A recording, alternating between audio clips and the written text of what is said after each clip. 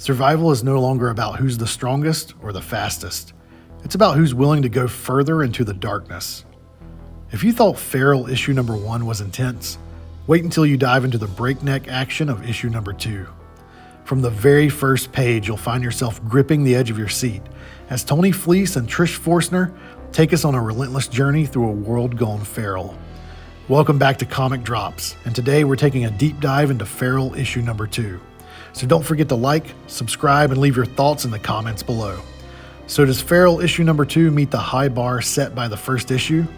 Stay tuned to find out.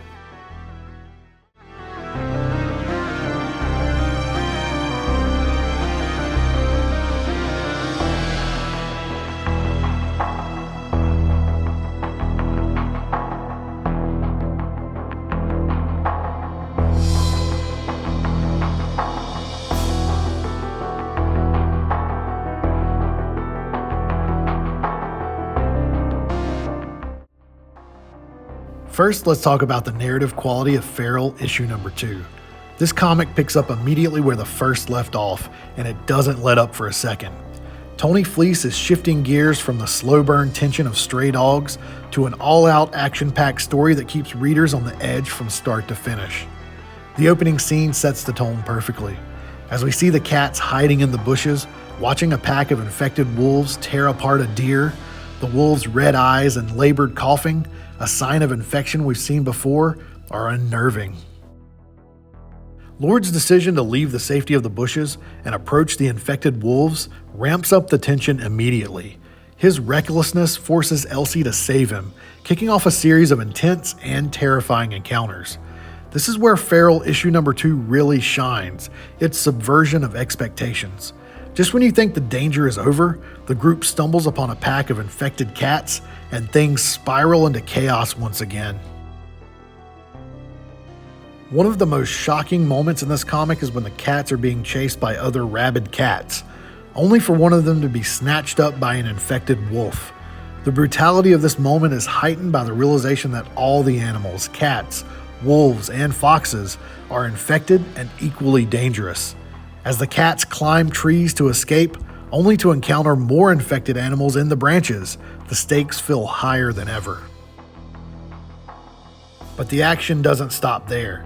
The introduction of Jonas and Scratch adds another layer to the narrative. But just as you begin to feel some relief, Scratch is devoured by a wolf in a horrifyingly sudden ambush. Fleece expertly balances these moments of tension with brief pauses where the cats try to gather themselves, only to be thrust back into danger. The pacing is relentless, and the story beats, while somewhat predictable due to the use of familiar zombie movie tropes, remain engaging and full of surprises. As if fleeing from the rabid animals wasn't enough, the appearance of a hazmat team armed with assault rifles at the end of the issue raises new questions. This adds another level of danger for Elsie, Lord, Patch, and Jonas. Is this more than just a rabies outbreak? Questions like this and the narrative itself keep readers hooked and eagerly awaiting issue number 3 to find those answers.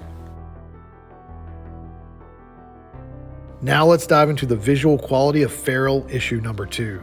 Once again, Trish Forstner and Tone Rodriguez deliver fantastic art that perfectly complements the intense narrative. The expressiveness of the characters is one of the most striking aspects of the visuals. You can feel the fear in the cats' faces as they encounter infected animals and flee for their lives. The emotional depth conveyed through the art here enhances the connection between the readers and the characters, which is always a positive. Also, the action scenes are incredibly dynamic and kinetic, capturing the energy and the chaos of the chase sequences.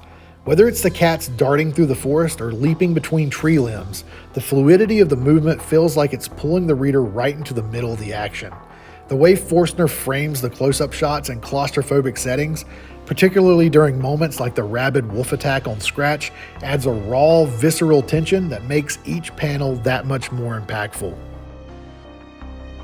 Forstner's use of medium and close-up shots throughout this issue really ramps up the intensity as well.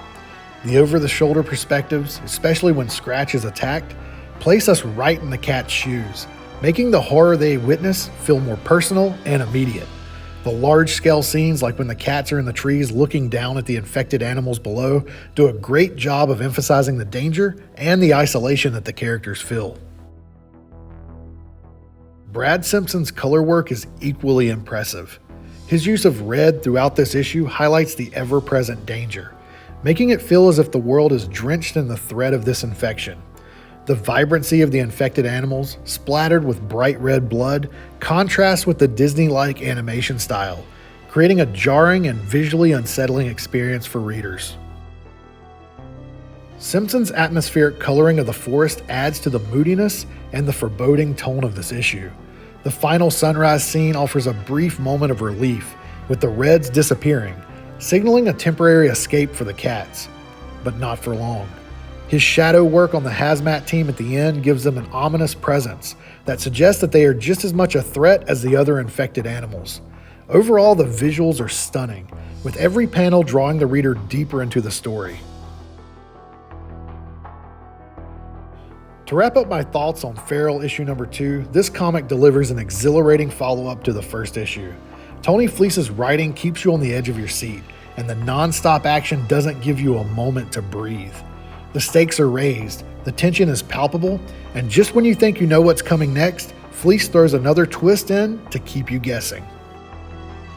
The visuals from Trish Forstner, Tone Rodriguez, and Brad Simpson are a perfect match for the story's intensity. The expressiveness of the cats, the dynamic action sequences, and the eerie use of color all work together to create a visually captivating issue that's hard to put down.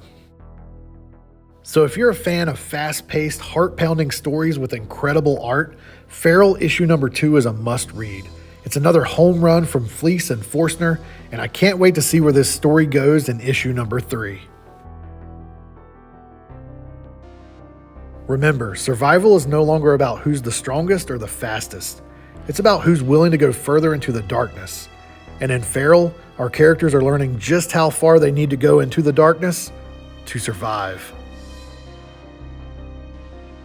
If you enjoyed this review, be sure to like this video, subscribe to Comic Drops, and drop a comment below to let me know what you think about Feral issue number 2. Thanks for watching, and we'll see you next time.